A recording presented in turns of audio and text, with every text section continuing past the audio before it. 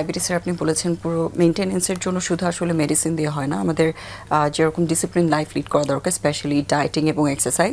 So ওইটা তো আপনি বলেছেন, এখন আমরা আসলে একটু ট্রিটমেন্টের বিষয়টা জানতে চাই যে ডায়াবেটিসের কী ধরনের মডার্ন ট্রিটমেন্ট অ্যাভেলেবেল আছে।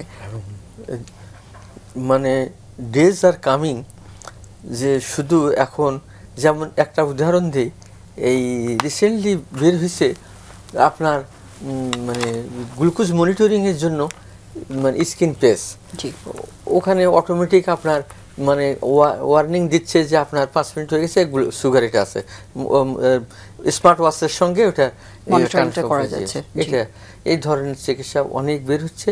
এবং কিন্তু একটা জিনিস এখনও আমার কোথাও দেখলাম না, আমি গত ইয়ার থেকে, যেটা কিডনি নষ্ট হলে কিডনি ট্রান্সপ্লান্ট, প্যানক্রিয়াস নষ্ট হলে প্যানক্রিয়াস ট্রান্সপ্লান্টটার খুব কঠিন অবস্থা, কারণ হচ্ছে এটা রিজেকশন বেশি করে, রিজেকশন বেশি হয়, এই সেলে ম্যাসিংটা কম হয়, এই জন্য এটা খুব কঠিন। সুতরাং আমরা শুধু ট্রিটমেন্টে একটা ডায়াবেটিসকে ম্যানেজমেন্টের শুধু ইনজেকশন দিয়ে না, শুধু মানে ট্যাবলেট খেয়েই না, সব কিছু মিলিয়েই আছে চিকিৎসা। তার diet, discipline, exercise, healthy diet, তার ওয়েট রিডাকশন, যদি আপনি সময় পান তাহলে প্রায় দিনে 30 মিনিট করে কমপক্ষে হাঁটতে হবে। এটাতে তো পয়সা লাগে না। আপনার যে সমস্ত মডার্ন ট্রিটমেন্ট আছে এগুলোর অনেক খরচও বেশি।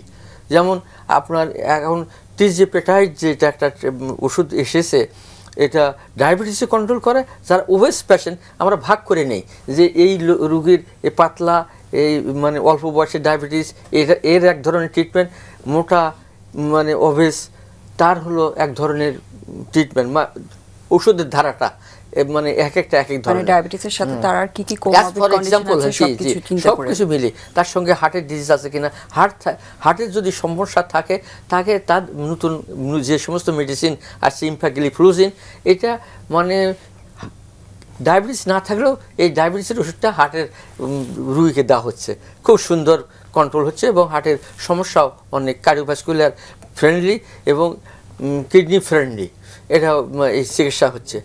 তারপরে যদি আমি দেখি যে পাতলা, সে তার জন্য সে বাচ্চা অল্প বয়সের, তার গ্রোথের দরকার আছে, তাকে আমরা কন্টিনিউয়াস যে সমস্ত মনিটরিং ইনসুলিন প্যাচ অথবা মেশিন এটা বসায় দিলে তার আর কোনো সমস্যা নেই, সে খেলতে পারবে, ওটা দিয়ে গোসল করতে পারবে, সব কিছুই তার মানে কোনো অসুবিধা হবে না।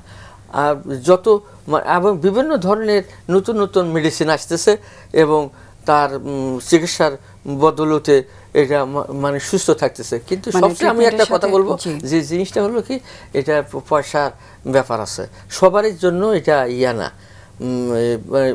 মানে ইট ইজ অ্যাফোর্ডেবল না, এটা সবারই কেনার ক্ষমতা সবারই থাকে না। সুতরাং এটা তো, আর ডায়াবেটিস হলেতে মনে করতে হবে যে লাইফ লং ডিজিজ, এটা শুধু 1 দিন 2 দিনের চিকিৎসা মানে সারা জীবন চিকিৎসা করতে হবে, সারা জীবন কন্ট্রোল রাখতে হবে।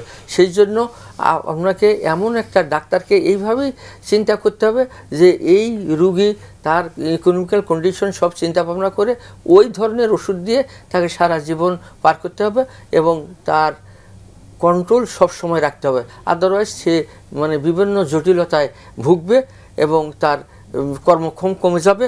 বিভিন্ন ধরনের মানে কর্মক্ষম আছে, সামাজিক, অর্থনৈতিক, তারপরে আপনার মানসিকভাবে সে একটা আর একটা জিনিস বলবো, যে জিনিসটা অনেক যায় এখনও গ্রাম অঞ্চলে, সেখানে ডায়াবেটিস হলেই মনে করে একটা কার্স, আমার এটা পাপ, এটা আমি পাপ করছি বোধহয়, এটা আমার আছে।